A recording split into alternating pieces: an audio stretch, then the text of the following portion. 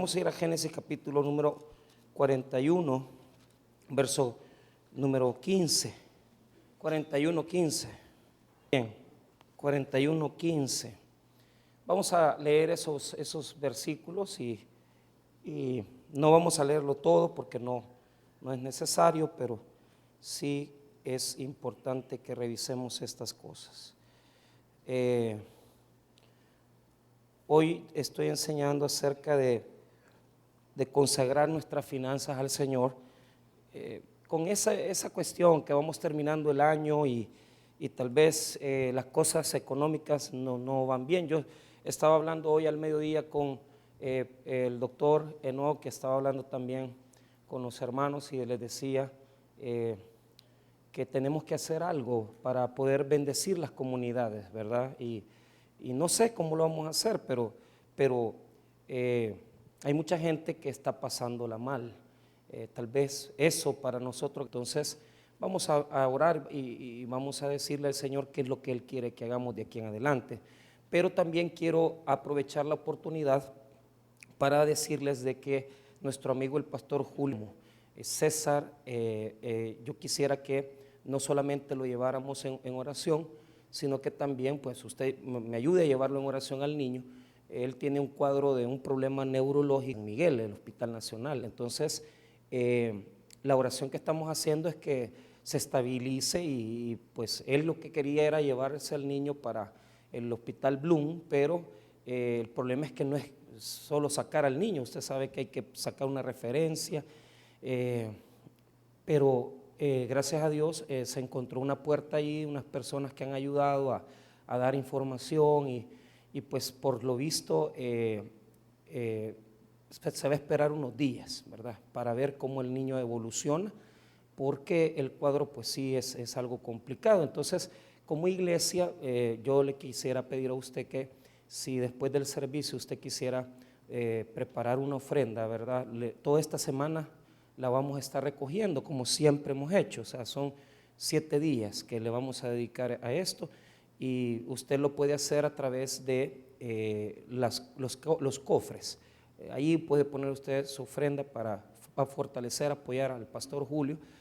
Lo está necesitando. Recuerde que él no tiene una iglesia, pues tienen sus ahorros y todo, pero no es que tengan una gran economía. Pero Dios es muy bueno con nosotros. Él no me ha pedido absolutamente nada, solamente que oremos y que procuremos, ¿verdad?, el pedirle al Señor que restaure al niño, pero han estado pasándola muy mal.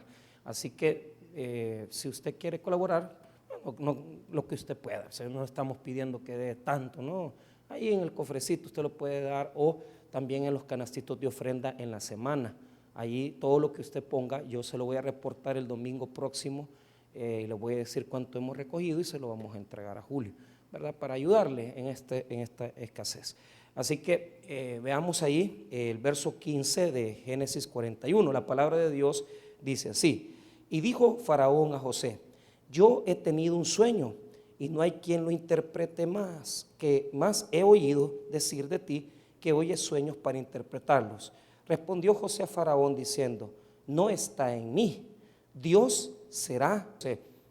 En mi sueño me parecía que estaba a la orilla del río y que del río subían 7 vacas de gruesas carnes y hermosa apariencia, que pacían en el prado, y que otras 7 vacas subían después de ellas, flacas y de muy feo aspecto, tan extenuadas que no he visto otras semejantes en fealdad en toda la tierra de Egipto. Vamos a orar. Padre, te damos las gracias por tu misericordia. Oramos, bendito Señor, que puedas bendecir en esta tarde, Señor, para que seas tú bendiciendo al pastor Julio, a su hijo, su esposa. Oramos por César, Señor González, que sea usted, bendito Señor, restaurando la salud de este niño, sacándolo en victoria, Señor, de todas estas evaluaciones, de ese TAC cerebral. Oramos, bendito Señor, que usted se manifieste, hasta como a este momento lo ha hecho, Señor. Y bendecimos esa familia para que sean ellos, Señor, trabajando en su obra, considerando su esfuerzo, su trabajo en la obra de Dios. Muy bien, pueden tomar asiento. Vamos a hablar de las vacas vacas flacas. Ese es el título del mensaje, vacas flacas, ¿verdad? Bueno, yo sé que el título tampoco tiene nada de animosidad, pero yo creo que le podemos sacar algo a toda la enseñanza de la Biblia y se la vamos a tratar de sacar, ¿verdad? Lo más que podamos. Muy bien, el libro de Génesis está dividido en ciclos y en estructuras, así se les dice, ¿va? Teológicamente, pero eso no importa. Allí están los orígenes. Entonces, ahí usted puede encontrar del capítulo 1 al 11 la creación, ¿verdad? Yo quiero decirle que hay 32 relatos diferentes de creación en el mundo mesopotámico y la Biblia tiene consigo el relato creacional de los hebreos. Entonces eso es muy importante porque existen otros pueblos que tienen otra visión de la creación. Ahora, del 1 al 11 usted puede encontrar también la Torre de Babel, usted puede encontrar el diluvio, son todos relatos cosmogónicos, es decir, más que todo el creacional, ¿verdad? Es decir, ahí es donde nosotros podemos ver algunas cuestiones de orígenes. Ahora, del capítulo 12 en adelante comienza ya la historia digamos, del origen del pueblo hebreo, con el relato de Abraham, ¿verdad? En ese momento no se llamaba Abraham, sino que Abram.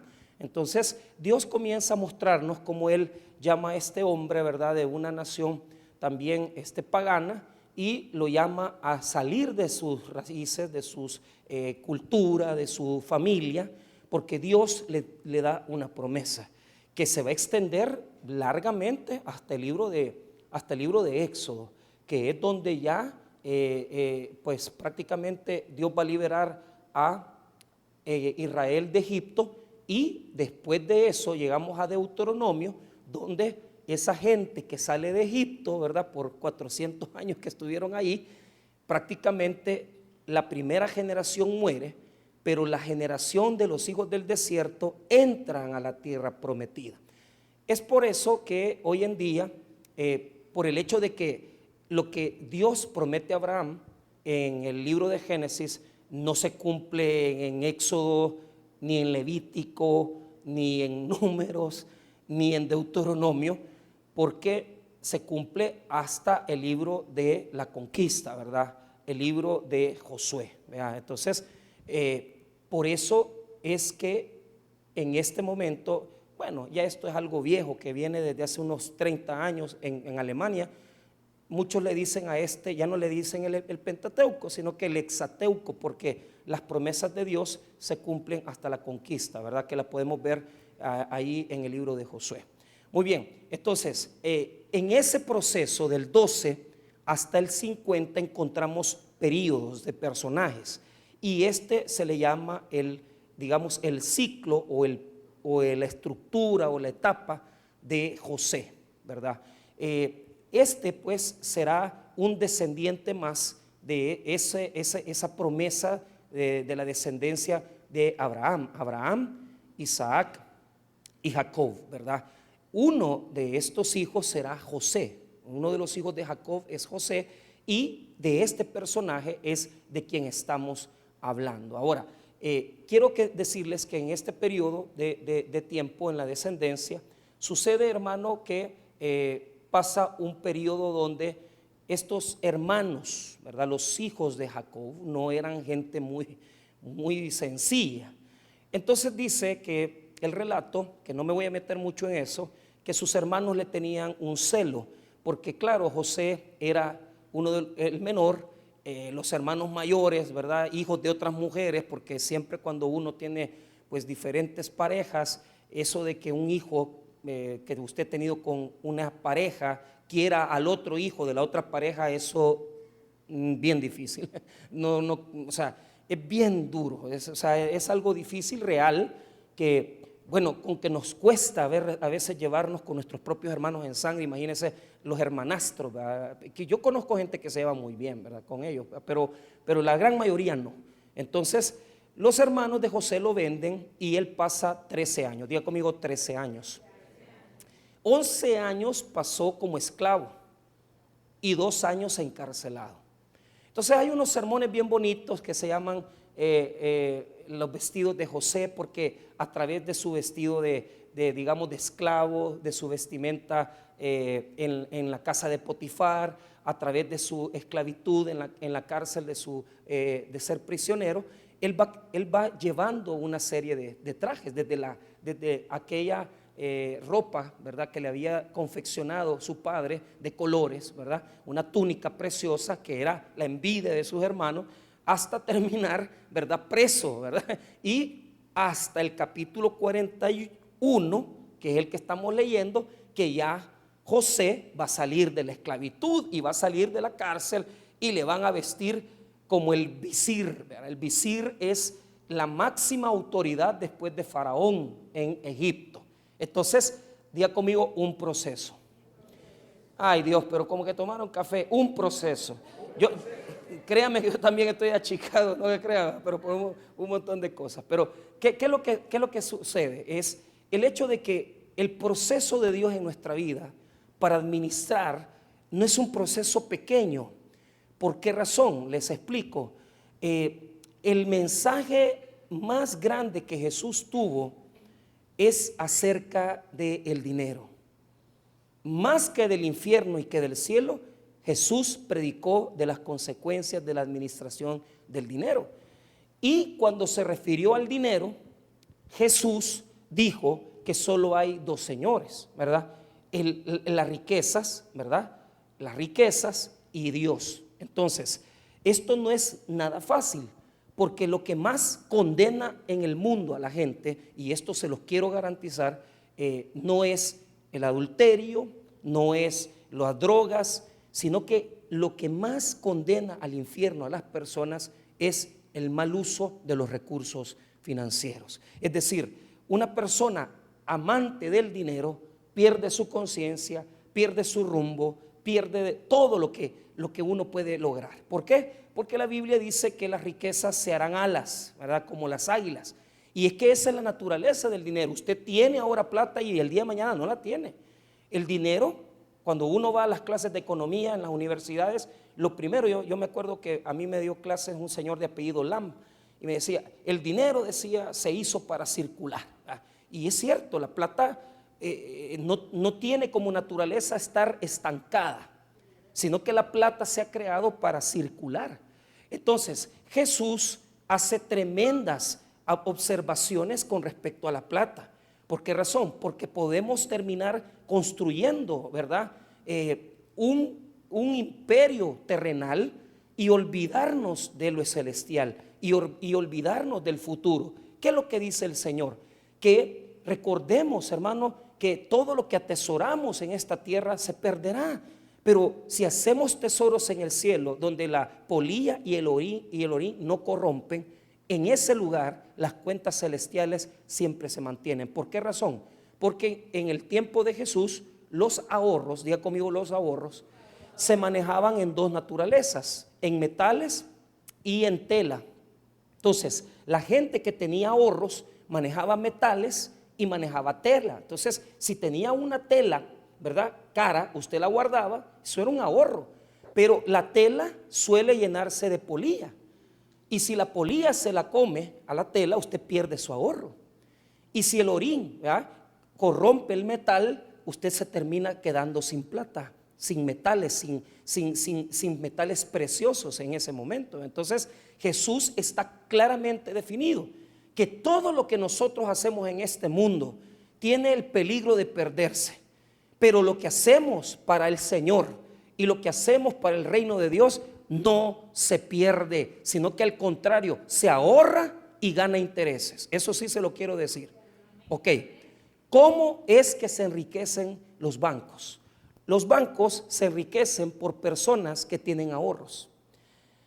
Quiero decirles que las finanzas de los bancos se manejan sencillas. O sea, usted no crea que es una gran cosa. Es así. Una persona tiene una abundancia, crece en su ingreso. Entonces esa persona que comienza a ganar plata no tiene donde guardar, ¿verdad? Hay personas aquí que yo sé que tienen caletas, ¿verdad?, y ahí guardan el pisto porque no confían en los bancos. Y yo se lo digo, mire, yo les contaba varias veces he contado eso, que a la par de la casa de mis papás en una colonia allá en San Salvador.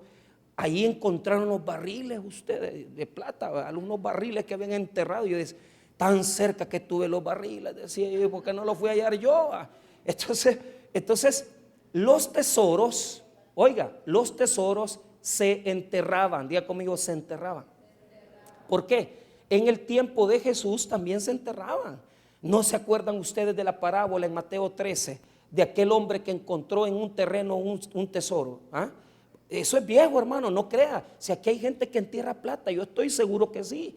¿Por qué? Por la codicia, la avaricia. Y no decían pues que habían guardado un montón de colones y que tenían guardado el dinero de los secuestros, ¿verdad? Y que no sé qué, y que estaban esperando que los colones volvieran para volverlos a sacar. ¿Cómo no? ¿Y que va a volver los colones? Hoy Bitcoin, papá, aquí no andemos hablando de otra cosa. Entonces, no le gusta el Bitcoin. Yo tengo un amigo que hace eso, que promueve el Bitcoin. Pero ahí se lo voy a traer hoy. pero ¿qué es lo que sucede? Escuche bien. El que ahorra le da su plata al banco, el banco le da intereses a él por lo que pone a depósitos de corto y largo plazo, y el banco, a usted le dan, ¿qué? Digamos un 7% anual, ¿verdad? De un depósito, un 8%, ¿verdad? Digamos cualquier cosa. Pero el banco lo coloca esa plata y le saca el doble o el triple de intereses. Entonces la sociedad está dividida entre los que le dan a los bancos la plata para que se lo trabaje y los que no tenemos esa plata, sino que vivimos para ver cómo subsistimos, ¿verdad? Entonces, por eso es que hay muchos hermanos aquí que trabajan en el sistema bancario. Y cuando yo les pregunto a mis hermanas que trabajan en el banco, ¿cuánto es su meta? No, hombre, hermano, colocan $50,000 mensuales. O sea, capital, semilla, ¿verdad? Para una cuestión de inversión. Pero ¿qué es lo que sucede? El problema es que la gente no presta para invertir en un negocio, presta para gastárselo.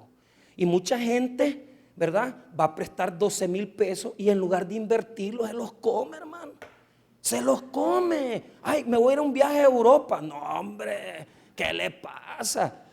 O sea, invierta la plata. Por eso es que esta gente tiene dinero, porque han sabido entender que cuando uno invierte en un negocio, uno trae réditos y utilidades a su negocio. Pero la gente no entiende el sistema y lo que hace es, se va a topar una tarjeta y otra tarjeta. Y mire, yo tengo amigos que tienen 4 o 5 tarjetas de todos los bancos, tienen de todos los colores. Y tengo amigos que las tienen topadas todas usted, topadas las tarjetas, pobrecitos hermanos, sí, están pagando de intereses casi, hermano, casi el 40% anual. Qué terrible, hermano. Imagínese, divida 40% entre dos, imagínese cuántos intereses va. Ya me voy a hacer prestamista mejor otra vez para volver a la prosperidad, va. Entonces, mire qué terrible. Es así el dinero. Entonces, no podemos poner nuestra confianza en un sistema que no es de Dios. O sea, lo que el Señor quiere es que nosotros podamos vivir una vida, primero, utilizando bien los recursos que Él nos da, porque benditos aquellos que ahorran, que no se andan enjaranando, que no andan con 3 mujeres y que no les alcanza para pagar con el sueldo.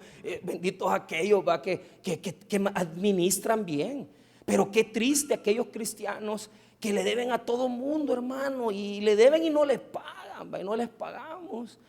Y qué triste aquellos, peor, que somos morosos, y que nos pasan hablando de cuándo va a pagar, y ay, mañana, y no llega mañana y le siguen hablando y le llaman a las 4 de la tarde, le llaman a las 3, y hoy los cobradores hasta le dejan aviso, porque usted es moroso, y entonces como son pícaros los cobradores, entonces usted no está en la casa, se la dejan al vecino usted.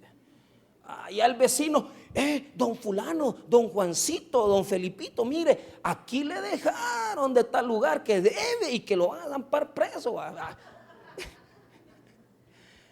Hay gente que así se acostumbra a vivir. Es humillante, hermano. Es humillante, pero Dios no quiere eso para nosotros. Dios no quiere eso para nosotros. Entonces, ¿qué podemos sacar de este relato? Primero, veamos un poquito acerca de los principios que hay aquí. Si este hombre ya estuvo preso 2 años, tiene prácticamente, hermano, 13 años de sufrir, de llevar un proceso, nos quiere mostrar que la parte de las finanzas es algo aprendido. Diga conmigo, es algo aprendido. Usted tiene que aprender a administrar los recursos que Dios le está dando, de tal manera que no tiene que ser una persona impulsiva. O sea, no tiene que ser una persona sin conocimientos. Se necesita gente que haya pasado por la escasez y por la abundancia para saber cómo llevar las economías. Entonces, escuche bien, lo que yo puedo entender de esto son varias cosas. Primero, fíjese, del versículo número 18 hasta el 21 tenemos el problema de las vacas gordas y las vacas flacas. Del versículo 22 hasta el 24 está la enseñanza del trigo, ¿verdad? Que también es la misma condición, o sea, digamos, las espigas, ¿verdad?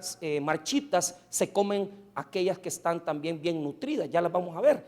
Y en el verso 25 hasta el 29, hasta el 32, está la interpretación del sueño. Del 25 al 32 la interpretación del sueño, y del 33 al 36 está el consejo de José. El consejo de José, o sea, ¿qué vas a hacer, Faraón, ante esto? Quiero decirle que Egipto, diga conmigo Egipto, representa en la Biblia la capacidad humana, diga conmigo capacidad humana de producir. Ok, Egipto en la Biblia es enemigo de Dios. Es enemigo de Dios. ¿Por qué? Porque Egipto no necesita de Dios.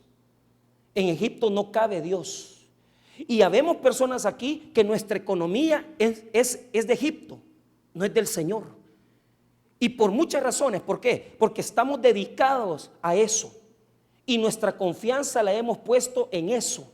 Usted está muy confiado que usted toda la vida va a trabajar en ese mismo lugar, que usted siempre va a tener el mismo negocio, que usted siempre va a hacer lo mismo. Queridos hermanos, se avecinan tiempos donde todo puede cambiar. Entonces, este relato lo que muestra es que no pongamos nuestra confianza en Egipto. ¿Por qué? Porque de un día para otro usted se acaba una fortuna. Mire, ahorita que estuvimos en este problema con el pastor Julio, preguntamos cuánto vale la UCI. $10,000 diarios, señores. $10,000 diarios. La UCI de un hospital privado, bueno. ¿Cuántas fortunas se pueden acabar ahí? Entonces, ¿por qué Egipto representa la capacidad humana? Porque habemos aquí personas que creemos que toda la vida vamos a tener el río, el Nilo. En Egipto todo el año se cosecha. ¿Por qué? Porque todo el año hay lluvias y el Nilo se desborda. Y ese desborde provoca que los cultivos egipcios produzcan siempre fruto. Entonces, en Egipto ellos pensaban que toda la vida iba a haber comida. Pensaban que toda la vida iban a tener eso. Pero llega un momento donde Dios desafía a Egipto, porque lo que quiere mostrarnos esta enseñanza es que los cristianos no podemos tener la confianza puesta en un negocio, en una fuente de ingreso. Hay gente aquí que dice, no, si aquí en la empresa me necesitan, mañana te van a echar. ¿Cuánto están recortando? Están recortando gente de un montón de empresas, de Microsoft. O sea, es una cantidad de gente desempleada. Y viene otra gran cantidad de despidos de McDonald's y otras empresas transnacionales. Y cuando nosotros veíamos Estados Unidos en los 80, allá está el sueño americano, vaya ahora, solo drogadictos vayan allá. Y la gente allá, ¿qué hace? 3 trabajos, 2 trabajos, porque solo para Egipto trabajan. Y no tienen tiempo ni para sentarse. Entonces, lo que enseña este principio es que nosotros tenemos que sacarle ventaja a Egipto. No tenemos que dejarnos gobernar por Egipto. Si usted es una persona que dice, es que yo no tengo tiempo, entonces usted no sabe administrar. Usted no sabe administrar. Usted todavía ha puesto su confianza en sus cosas, hombres. Seamos honestos.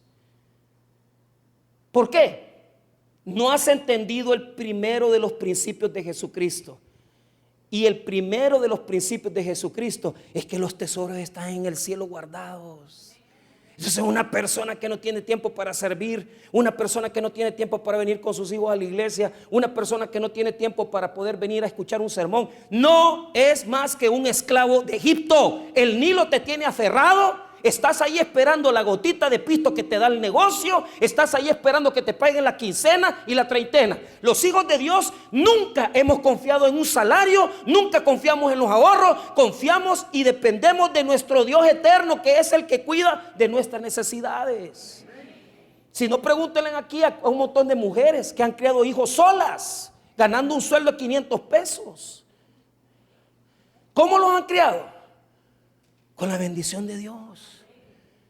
No alcanzan $500.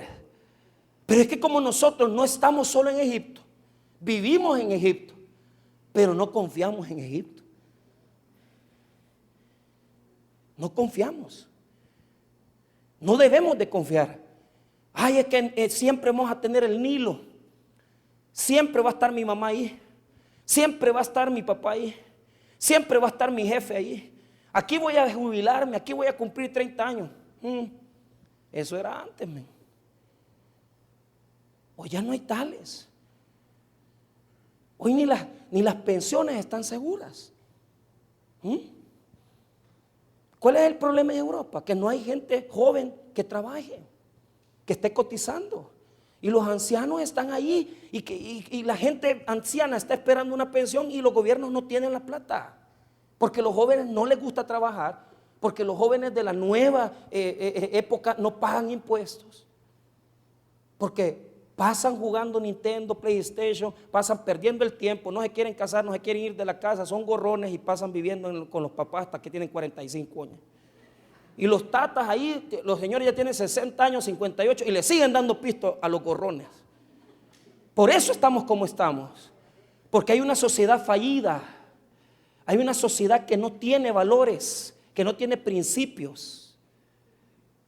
Entonces, Faraón tiene un sueño y le impresiona. Diga conmigo, una gran impresión. ¿Por qué? Dos relaciones. Comienza a ver unas vacas gordas y bonitas, pero de repente unas vacas casi moribundas, secas, se comen a las vacas gordas. Y uno dice, bueno, las vacas no son carnívoras, ¿ah? ¿Cómo se las van a comer? Pero vea eso, vea el versículo número 18. Y que del río subían 7 vacas de gruesas carnes y hermosa apariencia que pasían en el prado. Y que otras 7 vacas subían después de ellas, flacas y de muy feo aspecto. Mire lo que dice, mire cómo estaba de impresionado él. Tan extenuadas que no he visto otras semejantes en fealdad en toda la tierra de Egipto. Pero ¿qué es lo que quiero decirle? Mire de dónde salían las 7 vacas. En el versículo 17, me parecía que estaba a la orilla del río. ¿Por qué? Porque falló la lluvia. Y por una época el Nilo no se desbordó y no llegó a los cultivos y hubo una gran hambruna. ¿De quién dependemos? De Dios. Si es que mire, hermano, aquí está bien fácil. ¿Por qué veía Faraón venir las vacas gordas del río? Porque de ahí venía la causa y el origen de su crisis. Porque él tenía la confianza en el río. Y así es Dios. El día de mañana, de donde usted ha puesto su confianza, de ahí puede venir las vacas flacas. Pero ¿sabe lo que le impresionó? Es que estaban tan secas, y la palabra en hebreo lo que quiere decir, hermano, es que se veían sumamente mal esas vacas. Pero ¿sabe lo importante que debemos de sacar de esto? Es lo siguiente: llegan crisis a la vida que se comen toda tu prosperidad.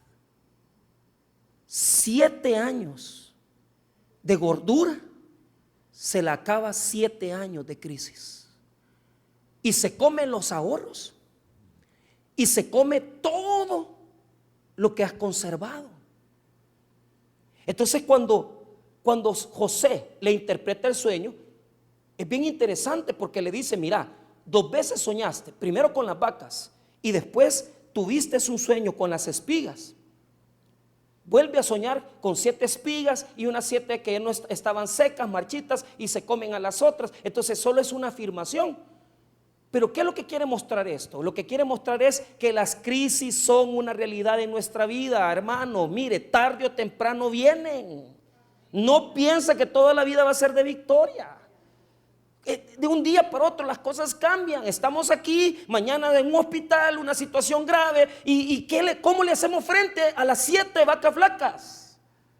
Si ya se comen las 7 gordas.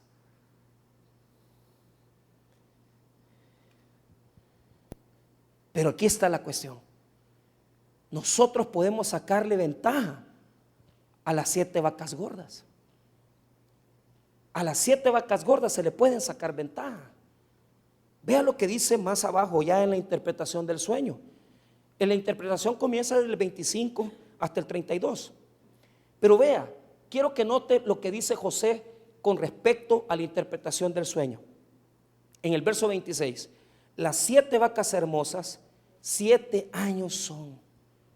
Y mire, y las espigas hermosas son 7 años. El sueño es uno mismo.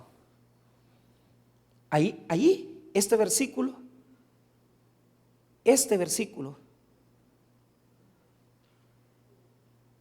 importante. Porque la crisis la determina lo que hacemos con las bendiciones de Dios. Si usted, cuando tuvo sus hijos jóvenes, cuando usted estaba joven y sus hijos no los aprovechó, van a llegar los 7 años de vacas flacas, donde usted va a ser un anciano. Y usted sabe lo más duro de llegar a la vejez. La psicología del adulto mayor es esta: yo quiero ser independiente, no quiero ser carga de nadie. Todos vamos a llegar a eso. Yo quiero ser independiente, quiero caminar, no quiero que nadie me ande cargando. Pero ¿sabes cuál es el problema? Es mentira, vamos a llegar a las 7 vacas. Vamos a tener que usar una andadera, vamos a tener que necesitar que alguien nos levante. Y la pregunta es: ¿qué hiciste en los 7 años de prosperidad? Te los comiste, porque en lugar de ahorrar, en lugar de guardar momentos felices, risas con tus hijos, en lugar de guardar, de atesorar recuerdos, estabas metido en tu negocio, estabas metido en tu trabajo, estabas metida con otra pareja, estabas metido con otra mujer y dejaste a tus hijos. Y las 7 vacas flacas vienen, donde no te vas a poder valer. ¿Y qué es lo que sucede? Es algo interesante, porque cuando las vacas flacas se comen a las gordas, las flacas no engordan, fíjese. ¿Y sabe por qué? Porque no se puede recuperar el tiempo perdido. No se puede tratar de hacer un arreglo cuando ya usted ha perdido su tiempo, su dinero, su recurso, y usted quiere en el hospital arreglar las cuentas. Usted no puede hacer nada. Es una crisis que, aunque se come las vacas gordas, no engordan las vacas flacas.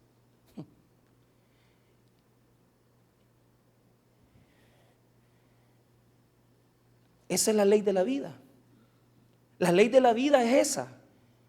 O sea, no piense usted, ponga atención, y esto se lo quiero enseñar, que solamente es una vez en la vida. Los que ya tienen edad aquí, ya grandes, saben que en la vida siempre hay crisis, siempre hay 7 años de prosperidad, otros 7 de escasez, hay 4 años de prosperidad, hay 2 años de prosperidad, hay 3 años de escasez. Pero lo que estamos diciendo aquí es que cuando todo va bien, es donde tenemos que aprovechar, es donde tenemos que sacar ventaja. Y ahí es donde tenemos que hacer las cosas para poder tener para los tiempos de crisis. Entonces, lo que les estoy enseñando es lo siguiente: no se ahorra solo el dinero, se ahorran los tiempos bonitos, se ahorra, hermano, no solamente los tiempos bonitos, sino que se ahorra salud. O sea, se guarda. Pero usted es una persona que en la juventud, de los 20 años en adelante, solo tomando vivió, y usted está tirando su vida a la basura con mujeres. Usted ya tiene 40 años y no ha tenido ni un matrimonio estable. Usted es un fracaso, se está comiendo el ahorro.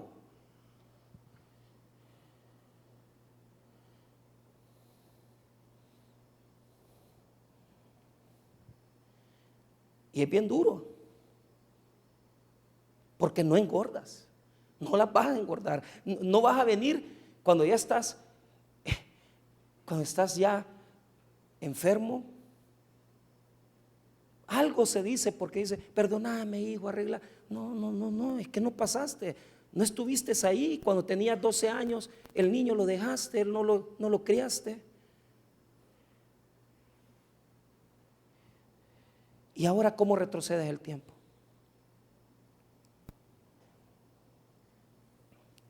Y la crisis es tan dura, ponedme atención, que cuando llega la crisis, mire lo que dice el versículo 30, y tras ellos seguirán 7 años de hambre, y toda la abundancia será olvidada en la tierra de Egipto, y el hambre consumirá la tierra. Y mire lo que dice el 31, y aquella abundancia no se echará de ver a causa del hambre siguiente, la cual será gravísima. Ni se van a acordar de los tiempos buenos, porque la crisis va a ser tan dura que ni se van a acordar que tuvieron. Entonces, lo que quiero mostrarles es estos principios, y se los voy a mostrar ahorita. Ante toda esta situación que le dijo José, esta es la vida cristiana. Nosotros no podemos vivir la vida soñando. En la vida hay que tomar decisiones, en la vida hay que actuar. En la vida usted no va a pasar soñando. José pudo haber llegado y haberle dicho a Faraón, Señor, he tenido este sueño, y Faraón quedarse ahí sin hacer nada. Y José se pudo haber quedado solo con eso. Pero ¿sabe qué? En la misma condición que le estaba declarando la interpretación del sueño, José tomó la decisión de decirle a Faraón, toma una decisión, arregla las cosas ya. Y eso es lo que les vengo a decir, que aquí la vida cristiana no es como a usted se lo han dicho, que de repente, hermano, le van a pasar mandando dinero de Estados Unidos, que de repente usted en el banco le va a aparecer una cuenta de 5,000 pesos. Eso no va a pasar. La vida cristiana necesita acciones. Entonces, José propone un plan. Diga conmigo, plan. En la vida de Dios se necesitan planes. Usted es una persona que tiene 25 años, cotice, porque va a llegar a tener 70 y no va a tener ahorros.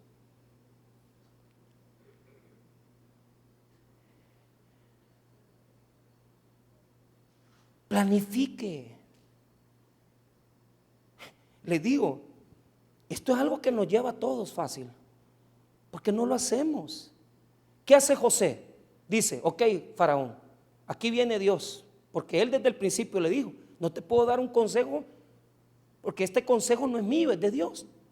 El consejo es de Dios. Diga conmigo, el consejo es de Dios. Ahí le comienza a decir a Faraón estos principios. Primera enseñanza, mire el versículo 33. Por tanto, provéase ahora Faraón de un varón prudente y sabio, y póngalo sobre la tierra de Egipto. Se necesita inteligencia para estos tiempos. Si usted es una persona despilfarradora, si usted es una persona que se endeuda con facilidad, o si usted es una persona que las tarjetas de crédito le dan problema, deshágase de ellas y comience a abonarle. O sea, hay que ser inteligente. No todo va a caer del cielo. Entonces, ¿qué me han enseñado a mí en finanzas cristianas?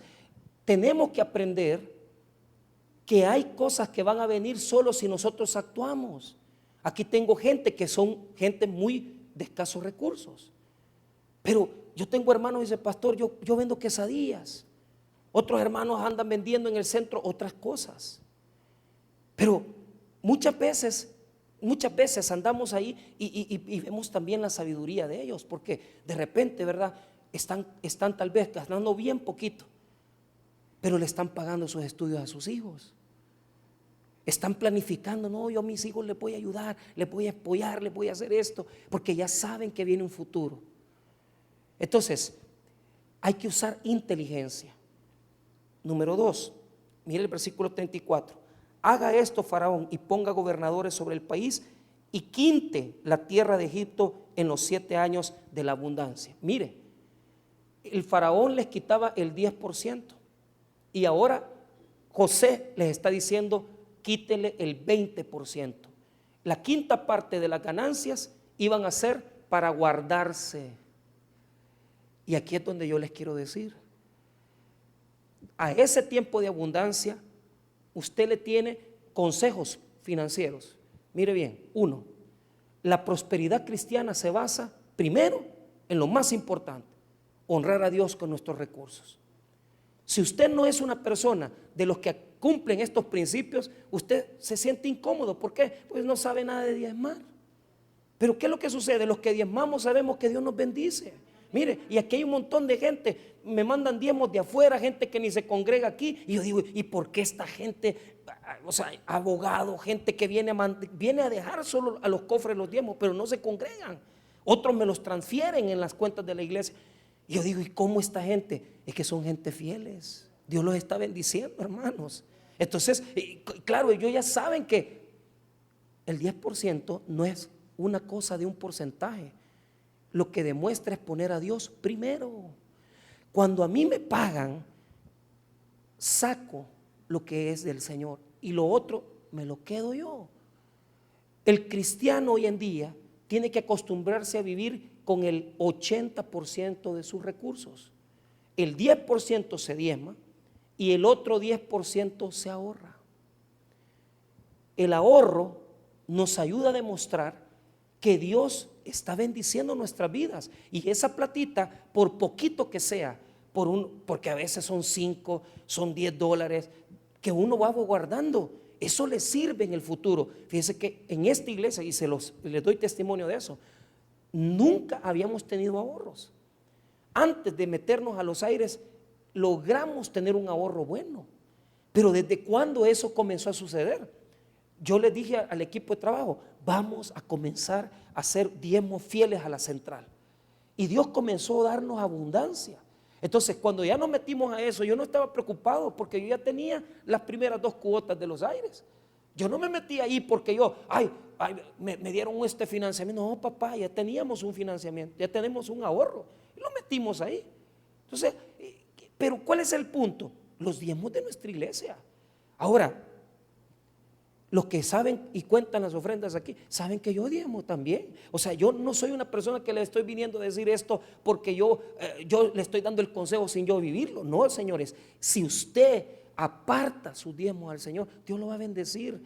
¿Sabe qué es lo que no he logrado? Ahorrar yo en mi vida personal. No tengo ahorros financieros.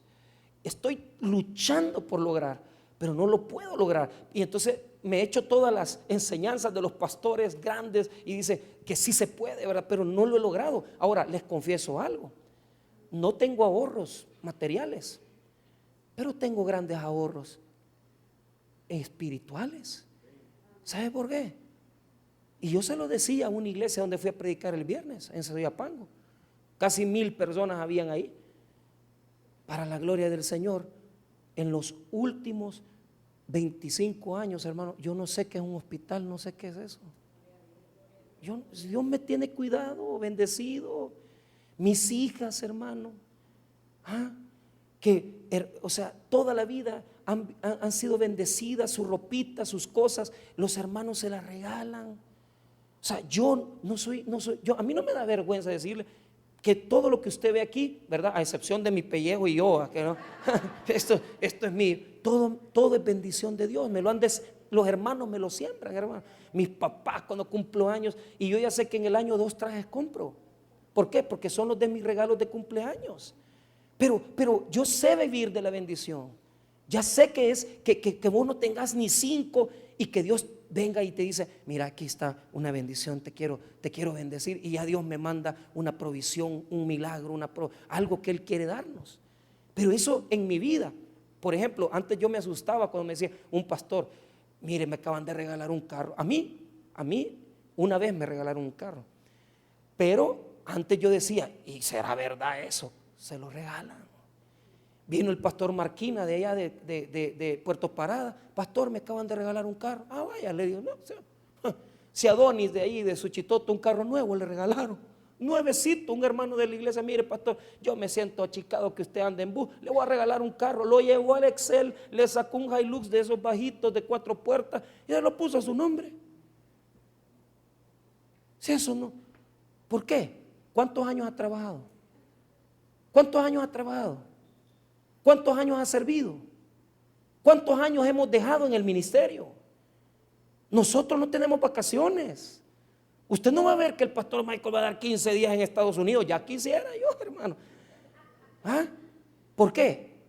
Porque el Señor es el mejor patrón de todo. Mire cómo nos tiene bendecidos, prosperados. Usted tiene sus hijos estudiando, sus hijos salen adelante, no le dan problemas, no le dan guerra. Ya hasta me estoy acostumbrando que los hijos de mis hermanos aquí, ya graduados, ya son profesionales. Pastores, mire, mi hija acaba de recibir un título de licenciada y que mi hijo en esto y todo. Y ya venimos otra tandada más de profesionales. Ya estamos calculando para las grandes comidas que nos vamos a dar, ¿verdad? Porque ya eso, hermano, ¿sabe por qué? Porque Dios prospera y bendice. No todo es dinero en la vida, pero si usted le sirve al Señor, si usted le dedica tiempo a estas cosas y usted ahorra en el cielo, cuando vengan los tiempos de las vacas flacas, usted va a tener una provisión de Dios. Y les doy ese testimonio porque aquí hay un pastor, unos hermanos servidores de la iglesia. No, hombre, la hija pasó una gran crisis y ese testimonio lo dieron públicamente en la central. Y la chica pasó, ¿verdad? Y se necesitaban, hermano, casi 40,000 pesos para la operación en un hospital privado. Y para la gloria y honra del Señor, todo ese dinero se lo dio el Señor a este pastor. Y logró sacar a su hija adelante, hermanos. La iglesia pequeña, no cree usted que tienen dinero, el montón. No, trabajadores, servidores de Dios. Pero a veces uno piensa que el venir aquí en la tarde como que no pagara, ¿va? Como que ir al evangelismo no pagara, como que venir y dar clases de escuela bíblica no pagara. Hermano, esos son intereses espirituales. Cuando usted esté ya en sus años que necesite esa bendición, Dios se la va a pagar. ¿Cómo? Con salud, con bendición. Dios es fiel. Yo aquí tengo hermanas que están bien indemnizadas. Ahí, aquí, como la gente dice, la pensión, ¿verdad? Claro, pero la pensión de Dios hay que admirarla también. Porque mire cómo hermanos de esta iglesia tienen ya 70, 78 años y ahí andan. Aquí anda el hermano Miguel, el hermano Agustín. Aquel día Agustín me decía, pastor, ya la gente no se quiere meter al carro conmigo. ¿Y por qué? Es que dicen que no veo. Si es que no ve, pues si 80 y pico de años tiene. Pero ahí anda y usted lo ve. Y mire, hermano Agustín, ¿y cuántos años tiene? Le digo, no, 80 y pico, Dios guarda, hermano. Pero ¿desde cuándo anda Agustín en las iglesias? Y le dicen allá que vaya allá va. Si van allá a San Martín, allá va San Martín. Y a las 7 aquí está. Así somos. Esa es la bendición que yo quiero para mi vida. No solo dinero, hermanos. Cuando usted está sano, cuando usted tiene prosperidad, sírvale al Señor. Involúquese en las cosas de Dios, porque ese es lo que Dios paga grandemente, remuneradamente. Mire, la gente dice, pastor, aquí hay hermanos que van a Estados Unidos, mis hijos me mandan a traer, pastor. Pero usted los ve, ahí vienen a la iglesia, sirven en los ministerios, van a las comunidades y uno dice, qué bueno como Dios bendice, ¿verdad? Porque no solamente la pensión es la que da el gobierno, la pensión la da el Señor, con buenos hijos, con hijos que dicen, mire papá, usted quiere venir a Estados Unidos, aquí le mando 1,500 pesos del pasaje. Uy, mire mamá, fíjese que la veo ahí que necesita un tratamiento dental, tome mamá 3,000 bolas. Pues Dios bendice, hermano, Dios bendice. ¿Cuál es el problema? Pues Nosotros vivimos de la bendición de Dios. ¿Pero por qué? Porque cuando estamos en las vacas gordas, invertimos en la obra, sembramos en la obra, trabajamos en la obra, dedicamos tiempo a la obra. Y si usted es una persona que solamente se ha dedicado a lo material, yo quiero decirle, dedíquele tiempo a lo espiritual, porque esto es lo único que usted se va a llevar después que usted se muera, hermano. Después de que usted fallezca, solo lo espiritual se va a llevar. Lo material se queda. Pero lo que ha hecho en la obra de Dios se queda en los cielos, hermano. Y eso Dios se lo va a remunerar grandemente. Entonces José le dice, primero sobre todas las cosas, ponía una persona inteligente. Segundo, guarda el 20%, el quinto. Y mire lo que pasó. Mire lo que sucedió. Viene Faraón y dice, como no tengo a nadie a quien poner más sabio que vos, a vos te voy a poner. Es que ese es el cristianismo. Nosotros no tenemos el montón de pistos, pero ¿sabe qué? Los cristianos tenemos que enseñarle al mundo que nosotros vivimos diferentes, hermanos. Y yo me agrado cuando usted viene, comienzo a ver carros nuevos en el parqueo. Yo digo, hermano, lo felicito, hermana, la felicito. Veo yo gente que comienza a prosperar, veo yo gente que comienza a comprar sus cositas y comienzo a preguntar por los hermanos, no están, andan en Estados Unidos, vaya. Y mire, el hermano fulano lo capturaron en el régimen, ese no está bendecido, esa es la vaca flaca, le ha caído porque no ahorró nada. Pero ¿qué sucede? Yo me enorgullezco, hermano, porque yo llego y digo, no, hombre, es que Dios bendice, como Dios prospera. Cómo Dios es misericordioso con nosotros. Y todavía falta mucho más que vivir. Y aunque los tiempos son malos, Dios no nos va a dejar en escasez. Le doy nada más esta cuestión. Fíjese que José, cuando ya vino el tiempo de escasez, día conmigo, se quedó con todo. Porque le pusieron coco y dice, no vamos a ahorrar, vamos a guardar esto en esto y cuando venga lo más duro, lo vamos a ir sacando. Así es Dios, hermano. Cuando usted está en abundancia, en salud, en que tiene tiempo, haga las cosas para Dios, para que Dios le bendiga a usted. ¿Y qué pasa? Cuando ya estaban en necesidad todos los pueblos, todos buscaron a Egipto. Pero la verdadera bendición de Egipto no era Egipto en sí, sino que José era el que había llevado la bendición a esa nación por el plan que tenía de haber guardado en el tiempo de la prosperidad. Y se quedaron con todo. Ve ahí, para cerrar, con esto cerramos en el 47, capítulo 47. Mire, cuando ya fue hora de venir y comenzar a darle a los pueblos lo que necesitaban, fue terrible, porque cuando fue la escasez bien dura, solo José tenía los recursos. En el 47, versículo número 14. Mire, y recogió José todo el dinero que había en la tierra de Egipto, en la tierra de Canaán, por los alimentos que él compraba. Y metió José el dinero en casa de Faraón.